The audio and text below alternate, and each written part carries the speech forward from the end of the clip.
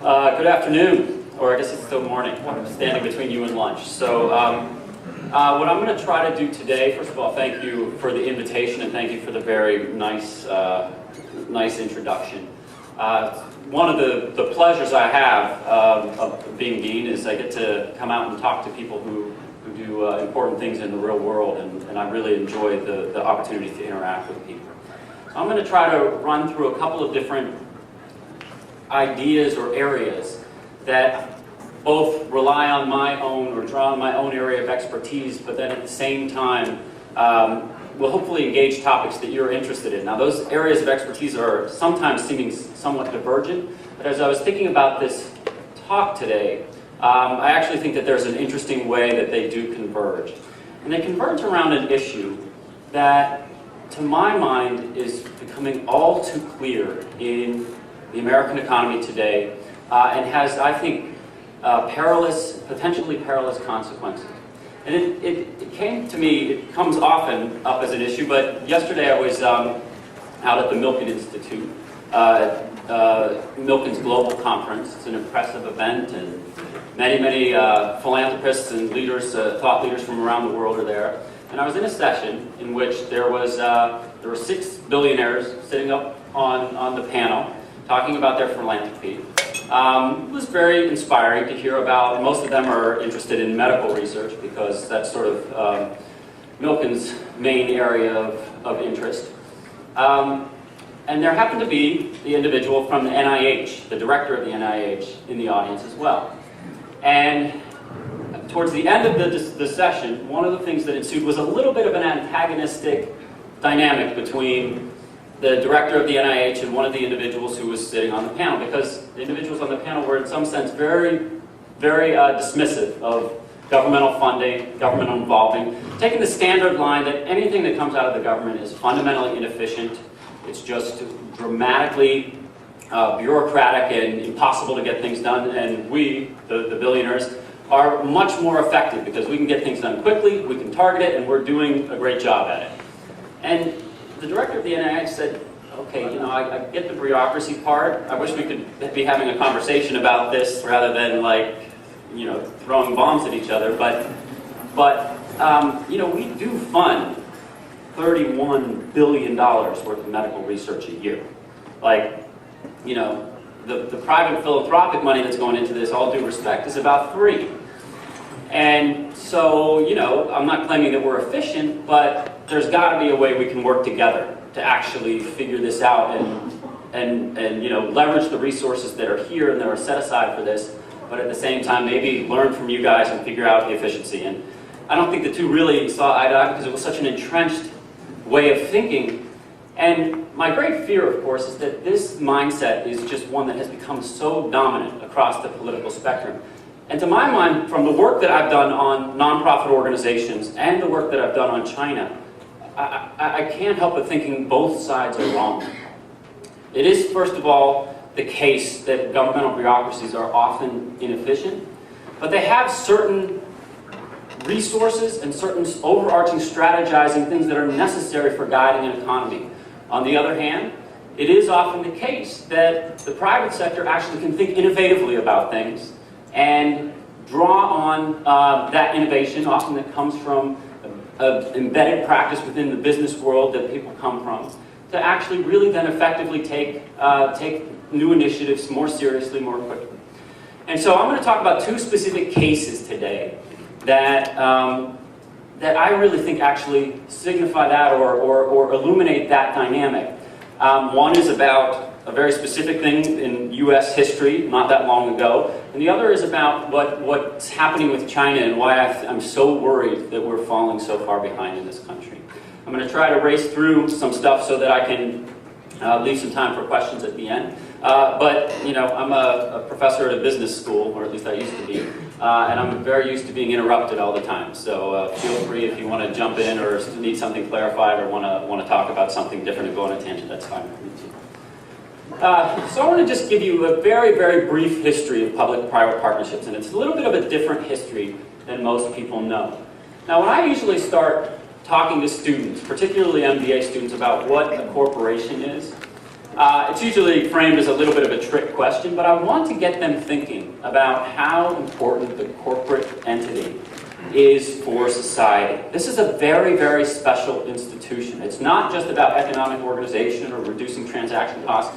In fact, the corporation allows us to do things that we otherwise wouldn't be able to do as private citizens. It allows us to take risks and be protected from the liability for those risks. That is a tremendous opportunity, but it's also a very important responsibility. And so I'd like to remind students that going out into the world and working for these institutions is a very, very special institution and a very, very special opportunity in its own right.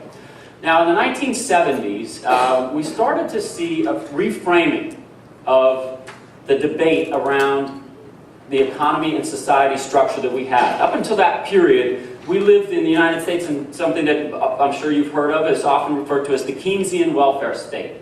John Maynard Keynes was a great economist from Cambridge, and he had built up a concept that was widely held as the economic dogma from Europe to the United States, that you kind of need a mixed economy. You need some state involvement, a welfare state apparatus, and then you need a healthy private sector.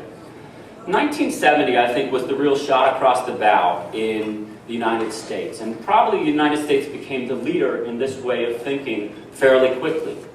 There was a famous article that I like to mark as the beginning of this moment, but it really was bubbling up for years. This was just Milton Friedman's coming out party. He had a cover story on the New York Times Magazine that basically made the case that corporations are only responsible for one thing, and that is profits. Profit and profitability and their relationship to their shareholders is the only thing that matters. Of course, as the 70s went on, we had a period of stagflation, and the economy was in a lot of trouble, and a lot of tensions between corporations and unions. And by the end of that decade, Milton Friedman emerges as a true rock star. He has his own best-selling book and a TV show and becomes Ronald Reagan's economic advisor, and the rest is history in many ways. Recently, there's been a much more widened view of what we might call stakeholder theory. The view is that shareholders aren't the only thing. There are lots of stakeholders that are important for organizations, and we need to think broadly about this. And so we see a lot of the discussion these days about social movements, advocacy organizations, all kind of pushing corporations, even if it's only in their own economic interest, as Nike learned in 1997, to actually be engaged with community involvement. So the conventional wisdom of this is really that the power of social movements and the power of advocacy organizations have put up a demand for corporations to behave differently. My own view is a little bit different on this. I think that we've become engaged in a much deeper dynamic of public-private partnerships, in part because of the history of corporate law. So I'm going to race through that very quickly, and then I'm going to get to really a deeper conversation about not just corporations, but corporations' relationships to nonprofit organizations and why those relationships are so crucial. And they are not just crucial for getting things done and for sharing different perspectives and resources, but they are also crucial because they are at the heart of the fabric, what I call the institutional fabric of American society. And we need to really build and foster that, and that's what I imagine a group like yours is part and parcel to. So very quick historical perspective here. I like to think of corporate entities as being really built around three basic concepts of citizenship, much like our own individual citizenship concepts are built. We pay taxes, we have liability for harm done to citizens, and we influence the rules of the law of the land. Now, the interesting thing about corporations today is, although it was not intended to be this way when the Constitution was written, is that corporations are in somewhat more favorable positions than individual citizens on each of these fronts. For example, if you look at the tax burden of individuals in the United States over the course of the last half of the 20th century, you see a fairly steady state at about 9% GDP. In the corporate world, that has changed dramatically. Now, I don't need to put this up here as a critique. It's much more of an opportunity to really say that those resources have declined in terms of the tax burden, but it has also translated into a lot more social investment coming from the corporate sector. And this is something that's to be leveraged, and it's something that's very important for nonprofits to actually understand in terms of the dynamics. The tax laws now favor this kind of public-private partnership or private nonprofit partnership, and these types of dynamics are to be leveraged in the economy today. Corporations are also special persons, and so in terms of liability, there's tremendous opportunities to actually engage in a number of different acts, and we see that across many different sectors. Some of the most famous cases, of course, came in the late 1970s and early 1980s. Everybody knows about the Ford and the Pinto case.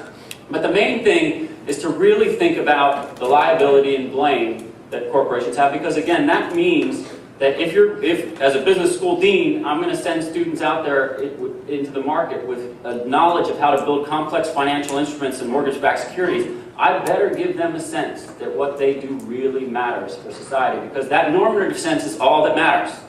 We got no other leverage on that system.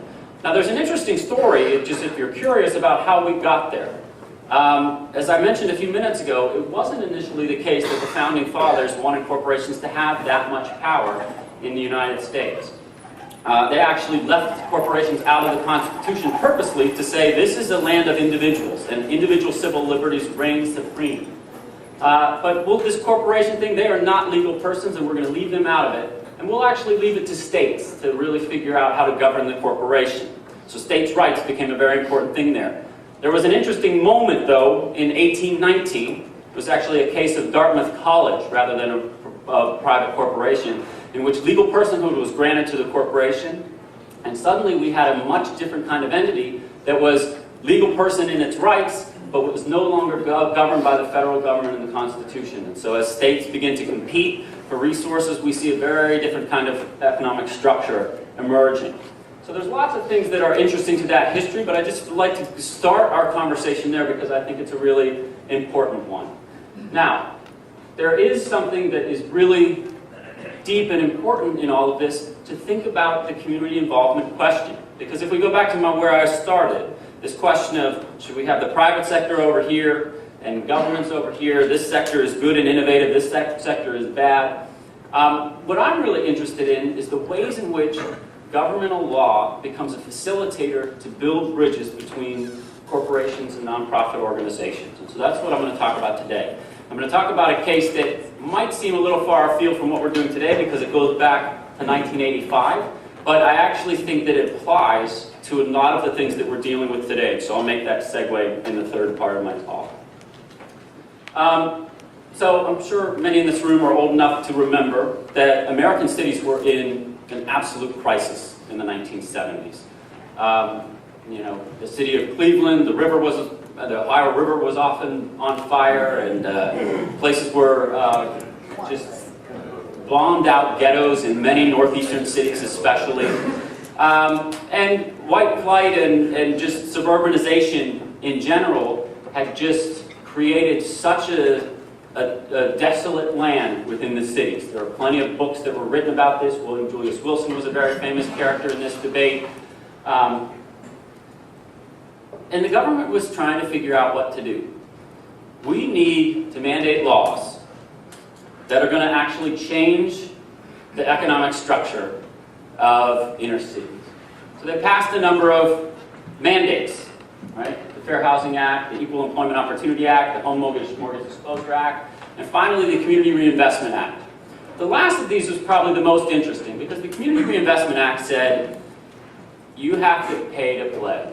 If banks want to have ATM machines, well, this is the world before ATM machines, but the equivalent of them, in an inner city area, you also have to be invested in those communities. You have to put resources in there. And the idea was banks would give mortgages, right? And so there would be no more redlining, and there would be no more of the issues that were under fire at that point. The interesting thing was this did not work. This kind of mandate does very little for actually changing behavior. And here's how. This is sort of a model of what we might think of as a classical welfare state system. Welfare state systems work by you tax, then that money runs through the government at a relatively low level of efficiency. Usually, many cents on the dollar are taken away for the bureaucracy. That money is then allocated to some governmental organization, which takes more of those resources, in this case, the housing and urban development. Housing and urban development then contracts with the developer, and the money flows back and forth. But it's basically a standard system of redistribution of wealth, right? So what happened with the Community Reinvestment Act when the government said to banks, if you are going to be involved in this space, you have to be invested in these communities? Banks basically still didn't see that mortgages were very important things because they just didn't want to take the risk.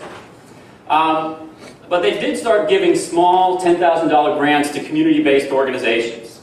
Now this was not very helpful because the whole issue was to change behavior of economic practices in order to foster urban development.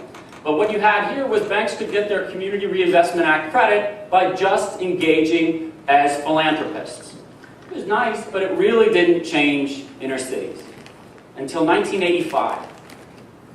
In 1985, there was a very small accidental piece of legislation that was passed in the Economic Recovery Act of 1986. So it was a lead up to the Economic Recovery Act, and in 85 they started talking about a piece of legislation that would change the face of American cities, and it would change the face of corporate community partnerships.